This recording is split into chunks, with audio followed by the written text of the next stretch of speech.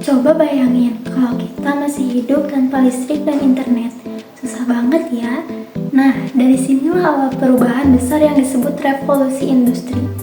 Hai, aku Eva Melia Rukmana yang kali ini akan membahas mengenai revolusi industri dan revolusi industri 4.0. Latar belakang terjadinya ada 3. Yang pertama, ekonomi. Inggris mempunyai sumber daya alam seperti batu bara dan besi, serta mulai berkurang ilmu pengetahuan dan teknologi. Yang kedua, ada sosial. Keadaan negara aman dan banyak petani pindah ke kota karena aman. Dan banyak petani pindah ke kota karena adanya perubahan sistem pertanian. Yang ketiga, ada budaya. Orang Inggris rajin meneliti dan membuat penemuan baru karena adanya lembaga penelitian seperti The Royal Society. Tentu juga ada banyak dampak sosialnya. Jadi, setelah revolusi industri, banyak orang pindah ke kota untuk bekerja di pabrik. Tapi, muncul juga masalah baru seperti buruh anak-anak dan jam kerja panjang. Untungnya, ada tokoh bernama R. Salisbury yang memperjuangkan Undang-Undang Factory Act tahun 1833 supaya anak-anak tidak lagi dipaksa kerja di pabrik.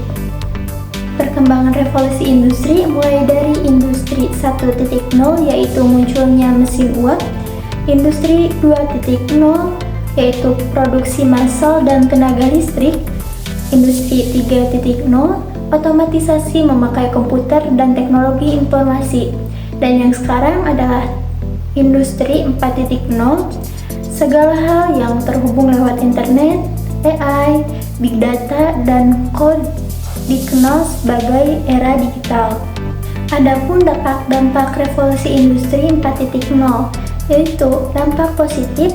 Yang pertama ada informasi bisa diakses cepat, 2. Produksi lebih efisien dan hemat biaya, 3. Banyak peluang kerja di bidang teknologi. Sedangkan dampak negatifnya adalah 1. Mudah terkena serangan cyber, 2. Perlu biaya besar untuk teknologi baru, 3. Timbul polusi dan limbah dari mesin, dan yang terakhir banyak orang pindah ke kota atau urbanisasi. Nah, sebagai seorang akuntan, ada juga peran akuntan di era 4.0.